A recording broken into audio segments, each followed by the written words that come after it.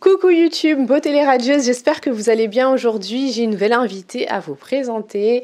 Donc si tu ne me connais pas, je me présente rapidement. Je m'appelle Émilie, je suis doula en Île-de-France. Et bienvenue sur ma chaîne, j'espère que cette vidéo va te plaire. Donc aujourd'hui c'est une invitée spéciale qui se cache derrière, qui s'appelle Nadège et qui est art thérapeute. Et donc du coup je suis actuellement chez elle. Parce que ça se voit que c'est pas chez moi, c'est pas le même décor.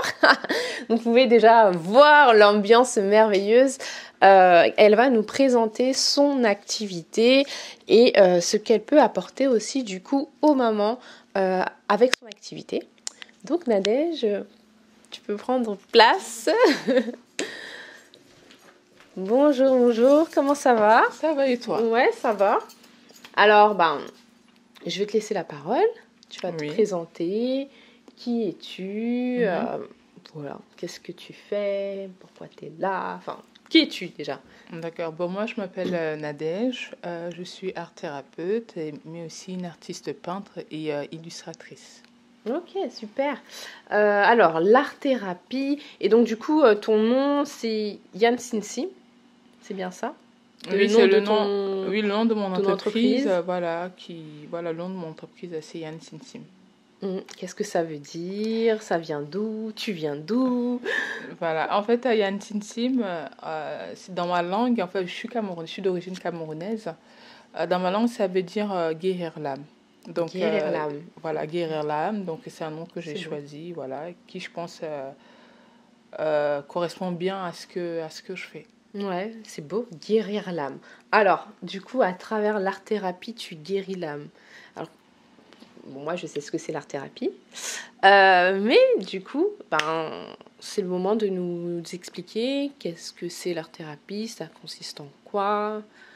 Voilà, qu'est-ce que c'est comme pratique?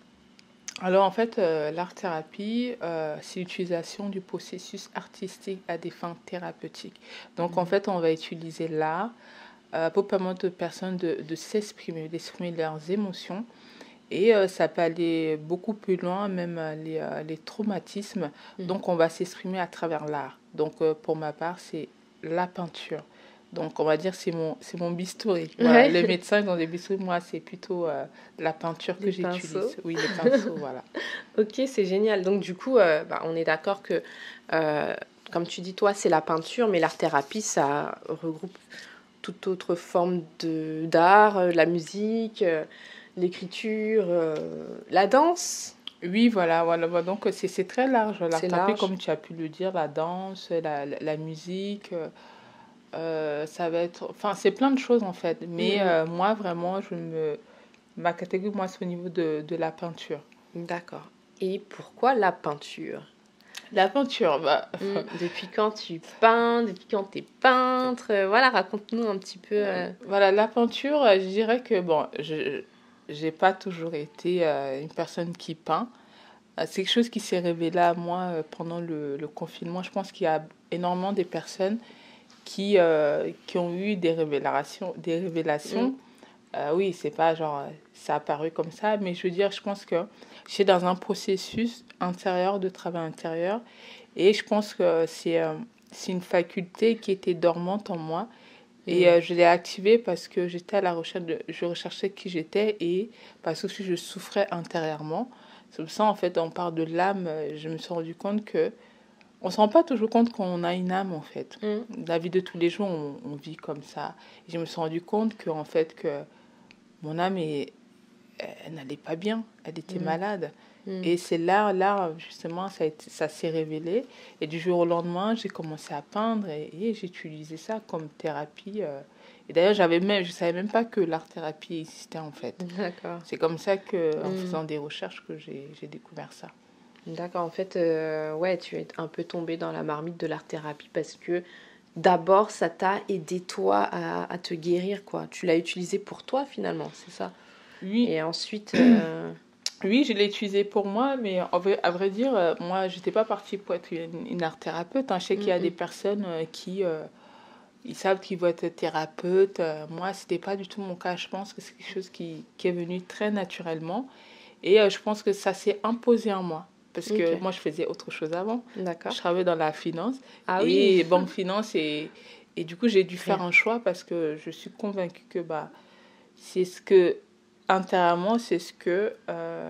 on dit que chaque âme vient faire quelque chose de précis. Et moi, je pense que c'est quelque chose que je suis venue faire pour aussi apporter aux autres. Enfin, finalement, on s'accompagne mutuellement. Et à travers l'art, moi, c'est à travers l'art que je fais ça. Ah, c'est beau. Oui. C'est beau, c'est beau. Et c'est vrai que ton histoire, elle fait quand même... bon, je vais pas rentrer dans les détails, mais elle fait quand même écho à ce que moi j'ai vécu. Ouais. Parce que moi, je suis doula depuis le confinement aussi. Donc, ça fait 3 ans. Et quand j'ai commencé à être doula, donc un petit peu quand même, j'avais commencé un peu avant, malgré moi, je ne savais même pas que la pratique, elle existait. Ah ouais. En fait, j'avais décidé, comme je dis souvent, d'être la femme que j'aurais voulu avoir pendant ma grossesse. Donc, tu vois, ça parle, c'est un peu, l'histoire, elle est assez similaire. Elle est assez similaire, la révélation, ça part ouais. toujours de soi. Ça part de soi. Ça part de soi et finalement, on se rend compte qu'on n'est pas si différent des autres personnes. Tu es une femme et tu es maman et il y a tellement de femmes, justement, des mamans. Et comme je disais, on n'est pas vraiment si différent des autres personnes. Si ça fonctionne, le fait d'être doula, tu as vu que c'est quelque chose qui t'a apporté toi, forcément, ça va apporter aux autres femmes parce que c'est ça aussi le fait d'être... j'ai dit des âmes, en fait, c'est qu'on est interconnectés. On est interconnectés, donc forcément, si tu fais ça, ça dit que si ça s'est révélé à toi, c'est que forcément, ça peut aussi apporter aux autres femmes. Carrément. Et dans l'art-thérapie, alors pas dans la peinture, est-ce que c'est vraiment que la peinture ou ça peut être le dessin je sais pas, enfin, le dessin genre avec ou du coloriage, j'en sais rien. Oui, après, quand on parle de peinture, après, je vais utiliser la peinture, mais ça va être, il y a plusieurs, dans le langage d'art thérapeute, on va dire, le médium qu'on va utiliser. En fait, ça va être la peinture, ça peut être des feutres, ça peut être l'aquarelle, ça va être plusieurs types, en fait, comment dirais-je, les médias, en fait, ça dépend. Le matériel, en fait, on l'adapte à chaque fois. On n'utilise pas à chaque fois la même chose. Ça va dépendre de ce que la personne souhaite travailler. La peinture, par exemple, ça s'adapte à un certain type de problématique. Et par exemple, l'aquarelle, ça va dépendre sur un autre type de travail qu'on a à faire avec la patiente. Voilà. D'accord. Ok. Alors du coup, si tu es là aussi sur ma chaîne, c'est parce qu'il y a quelques mois, le temps passe, tu m'avais contacté parce que tu voulais travailler un petit peu autour dans le milieu de la périnatalité, donc faire de l'art-thérapie périnatale, et donc te rapprocher avec notamment des doulas, donc moi, pour qu'on puisse travailler ensemble, mettre en place certaines choses, des ateliers, etc. Et du coup, explique-nous en quoi l'art-thérapie pourrait aider sur le chemin de maternité, à quelle période finalement, est-ce que plus en prénatal, plus en postnatal, voilà, comment tu vois un peu tout ça? Donc, je dirais d'abord que pourquoi en fait ça m'est venu la périnatalité, parce que je pense que je suis entourée de plein de femmes. Et c'est étrange parce que je posais toujours des questions à mes copines, à mes tantes, mais comment vous vous êtes sentie pendant votre grossesse? Au niveau émotionnel, comment c'était? Et à chaque fois, j'ai toujours remarqué que la majorité, elles me disent, oui, mais tu sais, c'est tout le temps la même histoire, oui, tu sais, quand tu es enceinte, au départ, il y a des moments, au début, on te chouchoute, et ensuite, une fois que tu as accouché, il n'y a plus personne. Émotionnellement, c'est dur. Mais étrangement, quand elles viennent juste d'accoucher, elles disent pas ça. Elles disent oui, ça va. Ou quand elles sont enceintes, oui, ça va. Mais étrangement, 1 an ou quelques temps après, c'est à ce moment-là qu'elles disent en fait ce qu'elles ont vécu. La difficulté qu'il y a eu derrière. Et je me suis dit, mais finalement, je pense qu'il y a quelque chose à faire et que beaucoup de femmes n'osent pas s'exprimer facilement sur leurs émotions quand elles sont enceintes. Elles vivent parce qu'on voit la grossesse comme une période joyeuse à chaque fois, mais c'est pas tout le temps le cas. Il y a des femmes qui le vivent pas bien. Et même quand on le vit bien, il y a un processus hormonal qui se passe dans le corps où il y a des moments où on va se sentir bien. Et je pense, hein, si mes souvenirs sont bons, au niveau du 6e mois de grossesse, on est très, je sais pas, toi tu es maman, je sais pas si c'est souvent aussi cette période-là. cette période-là où on est bien, mais avant ça, on a plein d'inquiétudes émotionnelles et du coup, je me suis dit, bah, l'art-thérapie, ça peut apporter justement à ces femmes-là, ça crée un espace pour permettre à ces femmes-là de s'exprimer, je dirais, de construire une histoire autour de la naissance de leur enfant. Et finalement, on se rend compte que bah, si la maman, elle est bien émotionnellement, si elle stimule les bonnes hormones, bah, c'est bénéfique aussi pour le bébé. Pour le bébé. Et le but pour moi, c'est pas on va dire, de blâmer en fait les mamans pour dire que oui, quand tu n'es pas bien, l'enfant, oui, ça impacte, veut ou veut pas, ça va impacter l'enfant en fait. Qu'on soit consciente ou qu'on ne le soit pas, c'est des choses qui peuvent arriver. Et surtout qu'il y a énormément de femmes seules. Il y a beaucoup de femmes seules. Et moi, je me suis rendu compte de ça quand je faisais des recherches, en fait. Parce que, oui, je voulais travailler avec des femmes enceintes, mais il fallait que je vois s'il y a un besoin là-dessus, s'il y a des demandes. Et j'ai travaillé justement avec des psychologues qui travaillent en périnate. Et elles m'ont certifié que il y a énormément de femmes seules déjà qui vivent des grossesses et c'est pas facile une grossesse toute seule. Et il y a tellement de paramètres, celles qui vivent des grossesses difficiles ou celles oui, grossesses difficiles ou alors elles savent pas, elles n'arrivent pas à exprimer leurs émotions ou elles ont peur.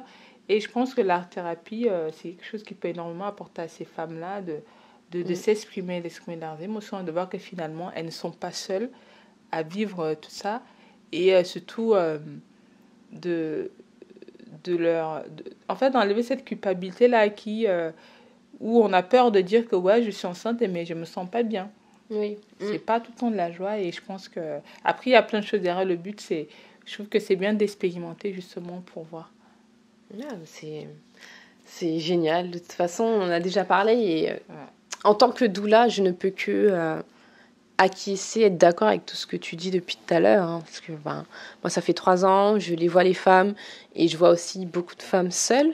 Voilà, parce que souvent quand je dis je suis doula, ils disent ah mais c'est trop bien, t'es avec les futures mamans, les bébés et tout. Et c'est beaucoup, voilà, les gens pensent beaucoup à beaucoup de joie, alors que c'est pas forcément le cas pour toutes, femmes seules ou pas d'ailleurs.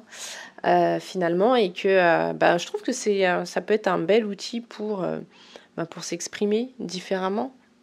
Oui, voilà. Oui. Tu sais, tout à l'heure, on parlait de femmes seules, mais il n'y a pas que les femmes seules, il y a même ceux qui sont en couple. Et justement, après, moi, il y a plein de choses qui viennent dans mon esprit, qui peut-être, j'ai oublié de le dire, mais ceci, même quand on est en couple, on ne se rend pas compte que la grossesse, pendant la période de grossesse, c'est une période qui impacte justement le couple. Et justement, faire des ateliers en couple. Ça peut être bien. Donc, ça permet justement à chacun de se comprendre. Ça permet la femme de voir que je suis enceinte. Ça impacte aussi mon conjoint, mon compagnon. Il se sent de telle manière. Et le compagnon, lui, il va comprendre, en fait, parce que les hommes, ils sont pas enceintes, donc ils comprennent pas toujours pourquoi la femme votre copine ou votre femme se comporte de telle façon. Donc, il va comprendre que finalement, il y a une grosse charge émotionnelle derrière. Et je pense que ça permet justement d'amener de l'empathie, en fait. L'empathie, la femme envers son conjoint et l'homme, vice-versa. Ok. Et du coup, alors, c'est super intéressant ce que tu dis, mais là, tu parlais d'atelier. Donc, ma prochaine question, ça va être finalement, je suis enceinte, ou pas enceinte d'ailleurs, mais bon, là, on va rester sur les grossesses ou après la naissance d'ailleurs, je pense. Après la naissance, c'est la périnatalité, vu que c'est toute la période. C'est peut-être toute la période.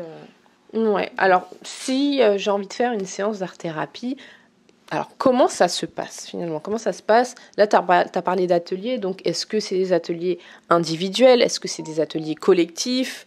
C'est vrai qu'on t'a pas aussi localisé, hein, on est en Île-de-France, mais bon, tu vas nous dire où est-ce que tu travailles. Donc, si tu travailles sur je sais pas, dans une galerie, dans un atelier, chez toi, chez les gens, ou en visio. Enfin, comment ça se passe? Comment ça peut se passer?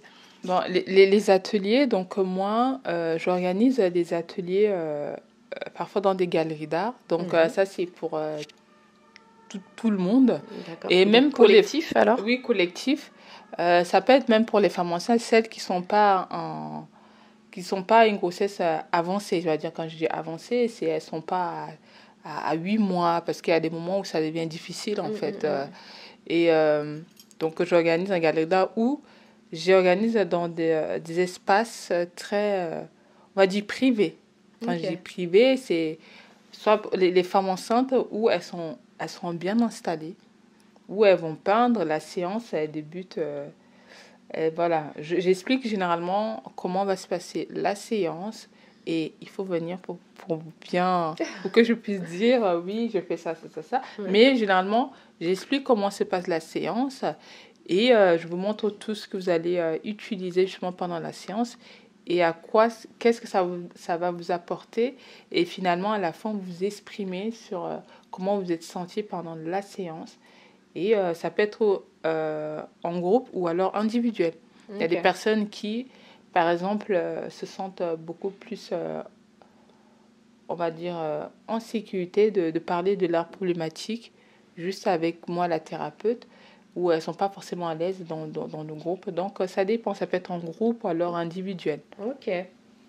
Et une question aussi que je pense qu'on doit te poser régulièrement, c'est est-ce qu'il faut des prédispositions finalement oui, ça. au dessin, à la peinture, à l'art. Parce que à chaque fois, les gens me disent oui, mais moi je sais pas dessiner, non, mais moi je sais pas peindre. Ils disent non, mais l'art thérapie c'est pas un truc pour les peintres ou pour les personnes qui savent dessiner. C'est fait pour tout le monde. C'est un moyen d'expression, quand je dis se dévoiler, mais de s'ouvrir intérieurement, de faire un cheminement intérieur. Et d'ailleurs, je trouve que c'est assez intéressant parce que c'est très différent des autres thérapies où tout de suite, tu te mets à parler. Et généralement, on a du mal à dire les choses tout de suite à travers l'art. Donc là, c'est juste à travers les couleurs, les formes. C'est cette façon-là que vous allez vous exprimer. Finalement, vous allez faire quelque chose qui représente en fait qui vous êtes là tout de suite, ce que vous ressentez. Donc, ça n'a rien à voir avec des compétences artistiques. D'accord. C'est vraiment un moyen d'expression, de s'exprimer et de se libérer, en fait. C'est très intéressant ce que tu viens de dire parce que tu as dit que, contrairement à d'autres thérapies, je ne sais pas, psychothérapie, par exemple, tu as dit qu'on a besoin de s'exprimer. Et ouais, clairement, en fait. Par exemple, si on a besoin d'aller voir un psychologue ou un sexologue ou je ne sais pas, en log, on va se poser et dire bon, vous venez pourquoi? Et en fait, si on a des blocages, en fait, là, il faut c'est assez difficile de parler. Moi, je sais que pour ma part, c'est ça qui fait que toujours eu des blocages à être à l'aise avec les psychologues parce que je suis pas forcément à l'aise à parler comme ça. Mais c'est vrai que du coup, à travers l'art, si on te met devant une feuille et voilà, dessine, ou alors on met de la musique et danse, fais bouger ton corps, c'est différent. Et donc du coup, c'est vrai que parce que moi, je l'ai expérimenté donc de plusieurs façons. Alors, pour l'ordre chronologique, j'ai fait de l'art-thérapie par la danse. Ça m'avait vraiment... je me suis rendu compte de beaucoup de blocages que j'avais avec mon corps. Donc c'était... Et mon esprit. Enfin, en fait, je me rendais compte que je suis un peu bloquée. Mais bon, bref. Chacun a ses traumas et ses problématiques. L'art-thérapie, alors, par la peinture aussi. Enfin, par le dessin. Mais c'était pour mon fils. Ouais. Voilà, que j'ai fait il n'y a pas si longtemps que ça, il y a peut-être 1 an et demi, après une petite problématique familiale. Et ça m'a permis aussi de voir ce que mon fils il pensait. Parce que des fois, c'est pas évident de les enfants, de faire avec les enfants. Mais les enfants, on voit bien qu'en thérapie, justement, dans toutes, même quand vous allez voir des psychothérapeutes ou des psychiatres, on va vous dire, les enfants, ils s'expriment mieux avec le dessin. C'est plus facile pour eux de s'exprimer. Et je pense que c'est... Même pour les adultes vont s'exprimer très peu, mais les enfants, eux, ils n'ont pas de barrière parfois, de filtre. Donc, ils s'expriment. Et ce qui est bien à la pendule, c'est que même en tant qu'adulte, quand je parle de l'âme, c'est que finalement, c'est l'enfant à l'intérieur de vous qui va s'exprimer. Ouais. Parce que c'est ça, en fait. C'est l'adulte, lui, il a des croyances limitantes, il est limité à plein de choses. Et il se dit, ah non, je peux pas, ou il y a des choses qu'il ne veut pas dévoiler. Et c'est l'enfant à l'intérieur de soi qui se dévoile. Et justement, c'est ça dont on parle de l'âme, parce que l'âme, je l'associe un petit peu, on appelle ça enfant intérieur dans le langage courant, mais pour moi, je parle vraiment de l'âme proprement dit, la conscience qui est à l'intérieur, qui, justement, qui vit des expériences. Voilà. Ouais, c'est hyper parlant, du coup. C'est exactement ça. Hein. On se rend compte que quand on grandit, on se met plein de filtres et de barrières. Et souvent, dans toutes les thérapies, hein, mine de rien, c'est de retrouver notre enfant intérieur, notre âme d'enfant, et pour pouvoir le guérir. Parce que c'est un peu, j'ai envie de dire, notre véritable nous. Je sais pas si c'est clair ce que je dis, mais ouais, c'est ça. Exactement ça. Ouais. C'est en fait... Je pense qu'on en est conscient. Peut-être pas tout le monde, mais... Pas tout le monde, hein. Pas tout le monde, mais ton âme, c'est vraiment toi. C'est vraiment toi. C'est-à-dire que tous les traumatismes qu'on vit, c'est l'âme, en fait, qui vit. L'âme habite juste notre corps, en fait. Notre corps, et elle s'aligne avec notre esprit. Donc, du coup, ce qui fait que tout ce qu'on vit... même scientifiquement, c'est prouvé. C'est-à-dire que, oui, la science ne va pas parler de l'âme et tout, mais il y a un moment donné, oui, quand même, ils avouent que cette conscience-là, elle existe. C'est prouvé scientifiquement que toutes les expériences qu'on vit à notre enfance, de 0 à 7 ans, vont modifier nos cellules cérébrales. Et ce qui fait que ça va avoir un impact sur notre comportement futur. Donc, veut ou veut pas, même si on se dit, oh ouais, mais ça va, j'ai pas de problème, mais en fait, le subconscient, lui, il agit. Il agit, et c'est ça, c'est le fait d'aller chercher à l'intérieur, ce qui se passe. Et c'est ça aussi avec l'art, en fait. C'est vrai que ça paraît très abstrait comme ça. Quand je lui dis, on dit, ouais, mais comment ça, l'art peut me permettre, mais en fait, comment exprimer que, là, on voit mes toiles, comment est-ce que expliquer que j'arrive avec un pinceau, une couleur, faire une forme, exprimer quelque chose, ressentir quelque chose. Je ne suis pas un extraterrestre, en fait. Oui. Quand tu l'as testé, tu as vu que, finalement, tu as ressenti des choses et peut-être tu ne t'y attendais pas du tout. Il y a des choses qui sont sorties et tu t'es dit, tiens, donc finalement, ça. Et ce que les gens ne se rendent pas compte, c'est qu'une fois qu'ils ont terminé, ils se rendent compte que il y a quelque chose qui s'est révélé. Et parfois, ils vont dire, qu'est-ce que tu as fait? La personne va te dire, je sais pas, ça ne me parle pas. Je sais pas qu'est-ce que ça signifie. Mais plus je te pose des questions, plus on se révèle, on s'ouvre, on dit, ah oui, ça me rappelle ça, c'est ça. Donc, c'est vraiment très important, toutes ces choses-là, hein, quand on vit des trucs à l'enfant, ça impacte notre vie d'adulte. Veut ou veut pas, c'est comme ça, et on doit faire un travail sur tout ça, en fait. Et c'est vrai qu'on n'a pas été élevé dans cette façon de faire. C'est-à-dire que tu grandis, tu vis des choses, et puis on te dit, ah, c'est la vie. Mais en fait, non, en fait, tu es là, tu dois t'occuper de toi, de ton âme, en fait. Et c'est ça, en fait, qu'on oublie. Et moi, ça a été la révélation quand j'ai commencé à me dire, ah, merde, je me suis jamais occupée de moi, de ma vie. Mais vraiment, jamais. Parce qu'on pense que s'occuper de ça, c'est, oui, tu te mets comme ça, sa douche, tu prends un bain, tu es au soleil, tu prends... C'est bien aussi, hein. C'est bien. Non, mais il faut le faire, lavez-vous. C'est ça, lavez-vous. Donc, vous êtes bien, tu dors, tu vois. Ça t'apporte un bien-être, tu vois. Mais sauf que ça, c'est un court instant. Alors que ce qui est à l'intérieur, ça va influencer même ton extérieur, comment tu vois les choses. Donc ça, je trouve qu'il faut il faut un équilibre dans toute chose. Ouais, je pense que c'est ça en fait, il faut un équilibre, c'est-à-dire qu'on s'occupe beaucoup de l'extérieur, mais pas assez de l'intérieur. Exactement. Et moi, je voulais nuancer un peu ce que tu dis depuis tout à l'heure. Après, je pense que c'est juste parce que tu veux quand même expliquer que les blessures de l'enfance sont importantes.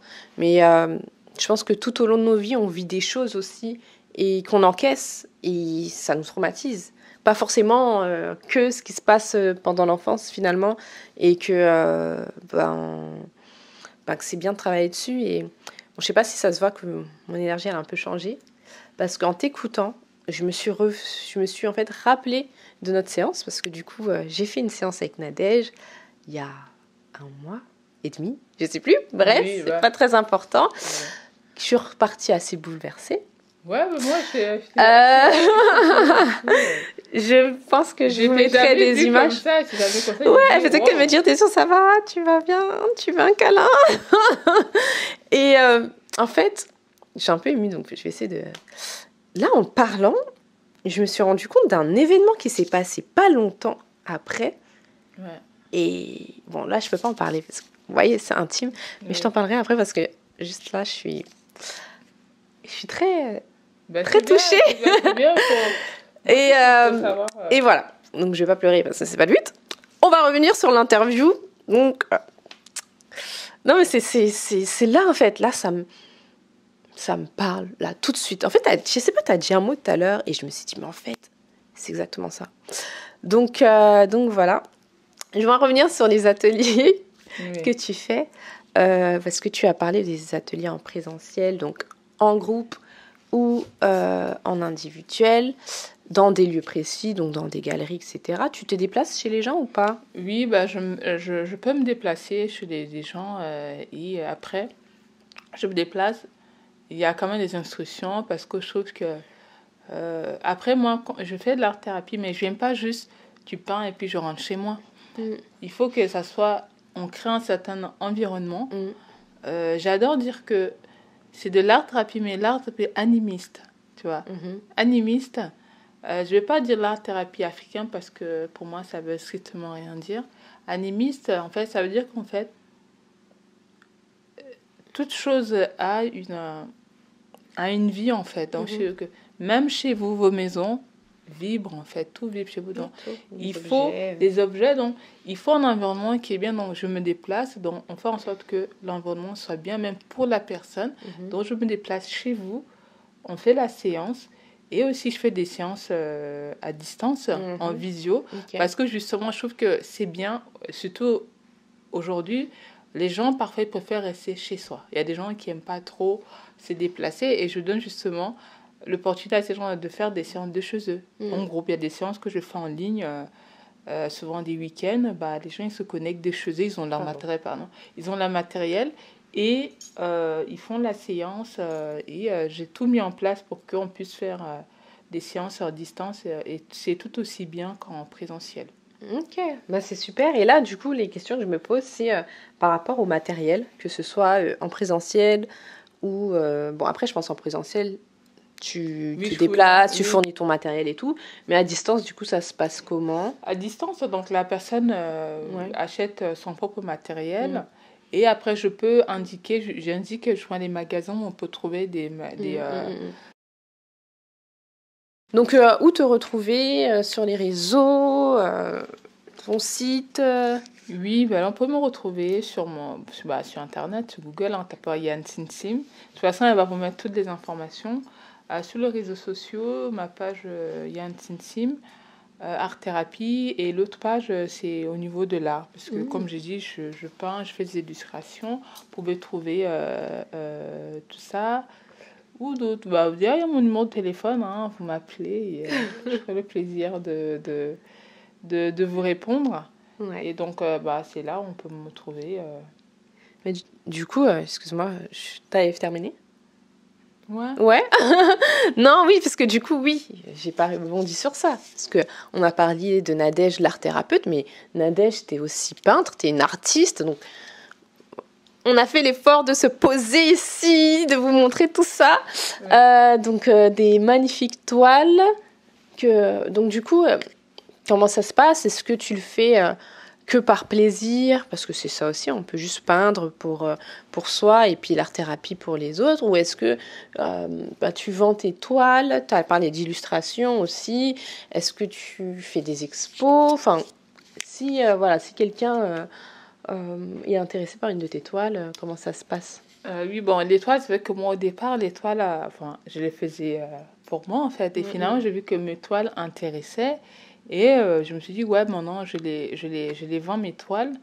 Là, pour le moment, les illustrations, on peut les trouver sur les sites genre Afficrea ou alors Etsy. Etsy aussi. Etsy et Afficrea, on va trouver mes illustrations. Les toiles, j'ai pas encore vraiment mis en vente sur Internet.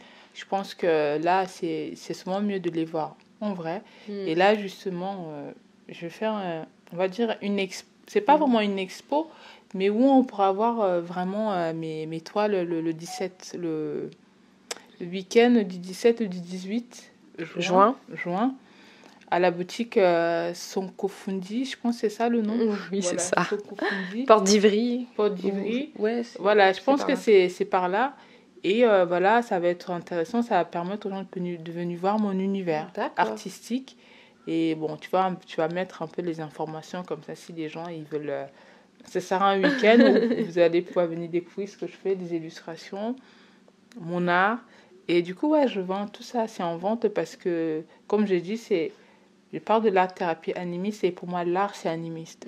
Dans ma conception à moi, c'est que toute chose a une vie et une énergie, donc une vibration. Donc forcément, c'est dans cette optique-là que moi, je peins, voilà. Ok, ouais, je regarde parce que moi, j'adore. De toute façon, à chaque fois que je viens ici, je dis, j'aime trop. Il y a un tableau que j'adore qui est là, vous pouvez pas le voir, il est trop beau. Ouais. Moi, ça tombe bien parce qu'en fait, j'allais te demander, tes prochaines actualités, c'est quand? Donc, prochaines actualités, c'est 17-18 à la boutique Sokufundi, c'est ça? Oui, Sokufundi. Sokufundi, oui, ouais. Sokufundi. Petit coucou à Kali, si tu passes par là. Du coup, est-ce qu'il y a d'autres ateliers qui sont... Parce que ce jour-là, ce sera juste une petite expo. Finalement, tu viendras exposer un petit peu... Oui, je vais exposer en fait mon univers. Et il y aura plein de choses en vente. Parce que je fais plein de choses. Hein. Oui. Tu nous dis pas. Voilà, tu es là pour parler, tu ne parles pas. Toi, je fais des illustrations et je customise aussi des vêtements en jean. Donc en fait, il y aura plein de choses. Je savais pas. Plein de choses comme ça, mais aussi ça sera aussi l'occasion de découvrir l'art-thérapie. Oui. Et il y aura un atelier après ça. Je donnerai justement la date du prochain atelier et ça sera l'occasion pour des personnes de venir découvrir l'art-thérapie et de tester. Justement, généralement, les gens me disent « Ouais, mais je sais pas si je vais aimer. » Je dis « Non, tu vas aimer. Tu vas voir que on a tous des âmes d'artistes, donc c'est ça. Ok, bon, ça marche. Écoute, quand tu auras les informations, dans tous les cas, je mettrai à jour. J'ai déjà les informations. Donc non, mais tu as déjà les dates. Oui. Ah, elle me dit pas. Bon, pourquoi tu donnes pas les dates? Elle nous dit rien. Oui, mais pour les ateliers. Tu n'as rien dit. Les ateliers, c'est vrai. Voilà. C'est vrai. Donc, quand tu auras les dates, je mettrai. Oui. On va certainement mettre aussi en place des ateliers ensemble, toi et moi, que ce soit en présentiel ou en distanciel. Donc, pour le coup, autour de la périnatalité, hein, donc pour les mamans. Donc, ça aussi, je laisserai checker en barre d'infos, parce que je pense que je mettrai à jour régulièrement. Et je pense qu'on va arrêter là, parce qu'on a quand même beaucoup parlé. Oui. Donc déjà, merci si vous nous avez écoutés jusque-là. Merci à toi, Nadège, pour cette délicieuse interview. Merci d'avoir partagé... Oui, délicieuse. Merci d'avoir partagé ton univers avec nous. Si tu as autre chose à rajouter, n'hésite pas, c'est le moment, parce qu'après, on se dit au revoir. N'hésitez pas à contacter du coup Nadège sur ses réseaux, donc Yann Simsim. T'es sur Facebook? Oui, Facebook, voilà. Facebook, Instagram, son site internet qui sera là. Vous pouvez la contacter, lui poser des questions, mettre des commentaires si cette interview vous a plu. N'hésitez pas aussi si vous avez déjà expérimenté l'art-thérapie, même si c'est pas via la peinture, que ce soit via un autre art, n'hésitez pas à nous faire part C'est toujours intéressant de voir les partages des autres. Et je vais laisser le mot de la fin à notre art thérapeute de gloire, quand même. Tu m'appelles comme ça, mais je sais pas pourquoi art thérapeute de gloire. J'adore l'appeler comme ça. Mais voilà. Non, en fait, moi, je te remercie justement pour cette interview, justement, de me permettre, de me donner l'occasion de parler de ce que je fais. Parce que je suis consciente que l'art-thérapie, c'est pas super répandu en France par rapport à d'autres pays, Canada et aux États-Unis, où c'est vraiment une vraie thérapie. Une vraie thérapie. Et justement, ça donne l'occasion d'en parler, de dire aux personnes, en fait, il y a différents types de thérapies qui existent. C'est vrai que ça peut correspondre à certaines personnes et d'autres pas du tout. Donc, ça, c'est tout à fait normal.